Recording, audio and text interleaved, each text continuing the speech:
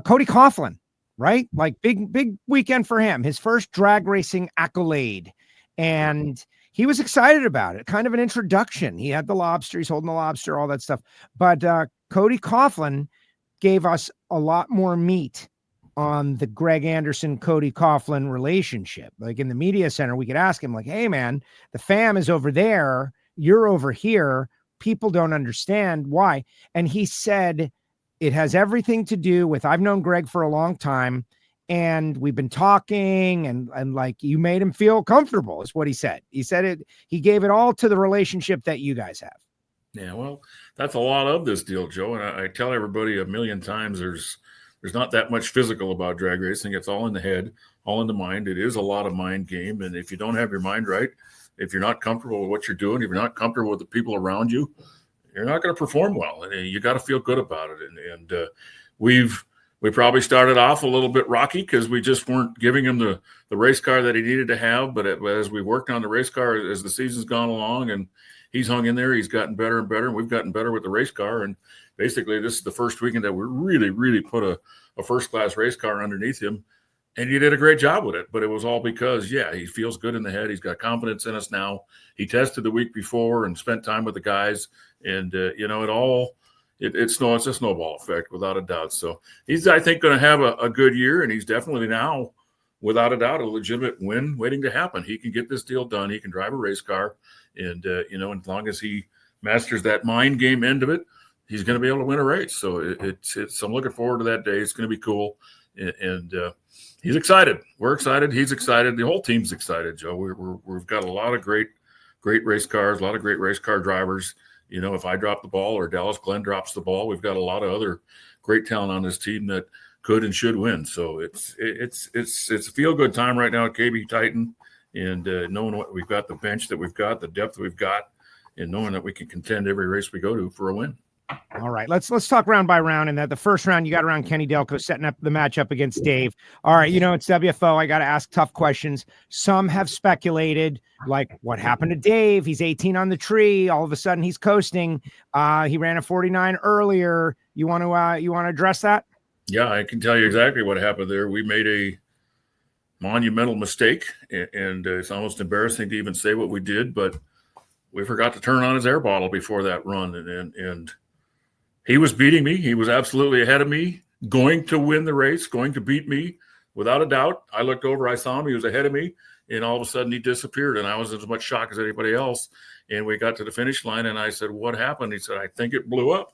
And I said, oh, that's not good. So we got back to the pit, and nothing wrong with the engine, and we discovered that we forgot to turn his air bottle on. And our air bottle, the way our air bottle system works, it has to maintain at least a minimum of 120 pounds. It's a safety shutoff. If it gets below 120 pounds, it shuts the ignition of the car off. And there was enough bleed off apparently during the run that it just barely got below 120 pounds by, I guess it was fourth gear he was in, and it shut the ignition off. So a terrible break for him.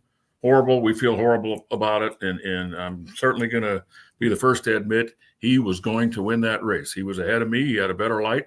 His car was going to run absolutely as fast as mine. He was getting the win lights. So it's just how crazy things can be and how much luck you got to have to win an event.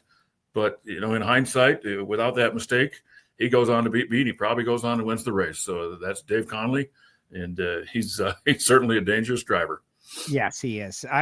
So again, not to belabor it, but this is where the sport is, right? People are looking for the conspiracies wherever they can find it. I get it. I absolutely get it. And maybe there have been in the past, right? So everybody's antenna is up. What I would say is like situational. Why now? Yeah. Why now? I've said it 100 times. I'll say it again. We never, ever, ever have here at KB manipulated the outcome of a race, and we certainly didn't there.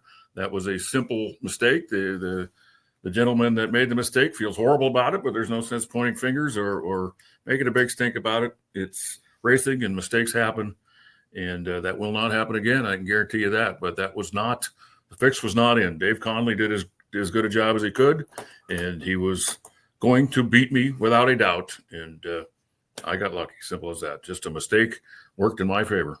Thank you for addressing. And not thank you so much for addressing. There it is. And then if people, they want to believe, they don't want to believe, that's their business.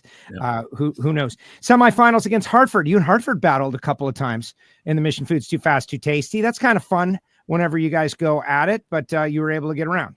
He certainly had my number in a Too Fast, Too Tasty. I think that's the at least second, if not third time he's whipped me in a Too Fast. So I got to figure out a better game plan on Saturdays. I got to eat something different on Saturday or something because he wears me out on Saturday. But we got a little revenge on Sunday and got the job done, made a real nice run. And like I say, it took us kind of 6 or 7 runs to really get a handle on the starting line there. And by semifinal, we did a pretty good job. We had a really quality run there and even better in the final. But timing is everything. You got to make the right run at the right time.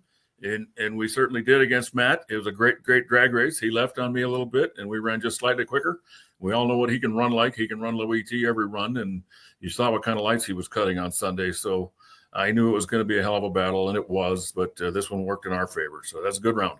And then the final against Erica. She's had a nightmare of a season to this point, admittedly, but they tested their 60-foot times. We're back. Mark Ingersoll is back. The team is like reconstituting. I don't want to do a negative example, but like the Terminator, right? Like coming back together after you think it's been vanquished. No, here they come again.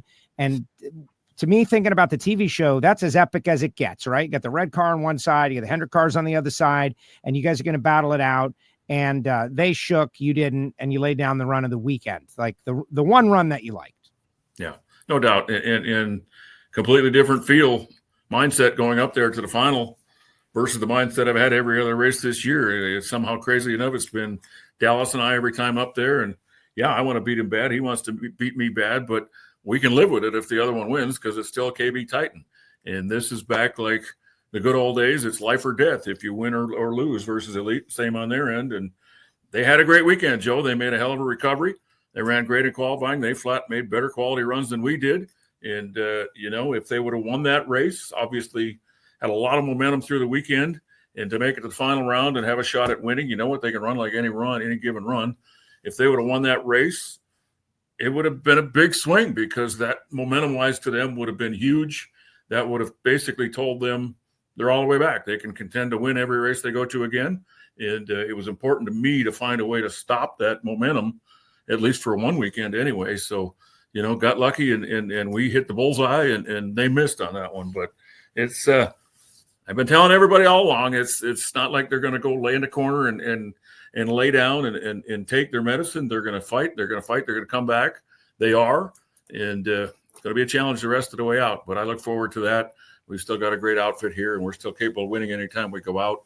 To have them back in the fight, that's just going to make the class even better yet, just like it's always been. So looking forward to the rest of the year. Yeah, well, exactly. We have such great racing in pro stock, and I'm excited about it. Like this guy says, GA personifies what Smoke was referring to in the media center, freely expresses huge respect for his competitors. I don't know if you saw that, but Tony Stewart made a big deal about how much respect there is in drag racing and how it's not about tearing down your opponent. It's about like, there is just massive respect going on. And I think that what you just said is an example. Well, the respect is earned by everybody. There's a lot of talent out there, Joe. There's a lot of people that can drive the wheels off these race cars and can win races without a doubt. I've been beat by every single one of them many times and will again.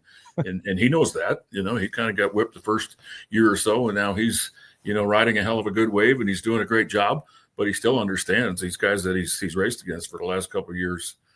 They can whip him at any time. So you better give props to these guys.